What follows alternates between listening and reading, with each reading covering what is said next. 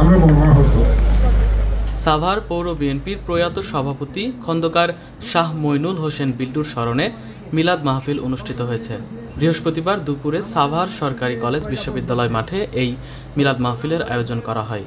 এতে প্রধান অতিথি হিসেবে উপস্থিত ছিলেন ঢাকা 19 আসনের সংসদ সদস্য ডাক্তার দেওয়ান মোহাম্মদ সালাউদ্দিন বাবু।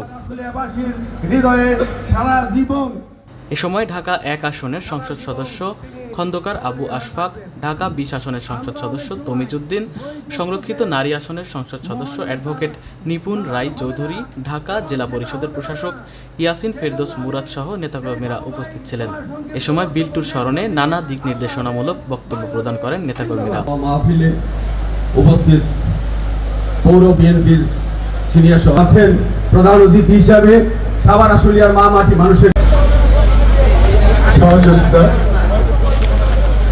আমি এই কলেজের একজন ছাত্র ছিলাম।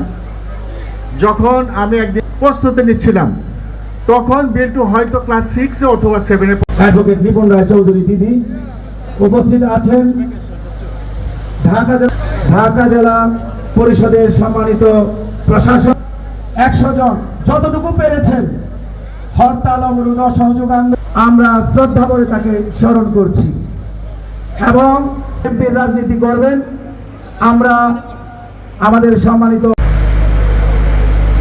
সে সাভার থানা ছাত্র দলের সভাপতি ছিল, ঢাকা জেলা ছাত্র দলের সভাপতি, সিনিয়র সভাপতি ছিলেন। এই বর্ণাঢ্য জীবনে প্রস্তুত থাকবেন আহসানুল্লাহ সাংগঠনিক সম্পাদক। এখানে নিয়েছে যে ঠাই আমাদের সবার নয়নে বিল্টু ভাইয়ের ঠাই। আজকের এই অনুষ্ঠানের সম্মানিত প্রধান অতিথি মাননীয় সংসদ সদস্য, নেতৃত্বে উন্নয়নের সাথে আমরা সত্যিকার উন্নয়নের সাথে জনগণের সেবা করব। এই কাজগুলো যদি আমরা করতে পারি। মাননীয় সংসদ সদস্য নিপুণ রায় চৌধুরী উপস্থিত আছেন। ঢাকা জেলা পরিষদের সাভার পৌরসভা, সাভার থানা, আশুলিয়া থানা বিএনপি অঙ্গ সংগঠনের বিভিন্ন পর্যায়ের নেতৃবৃন্দ।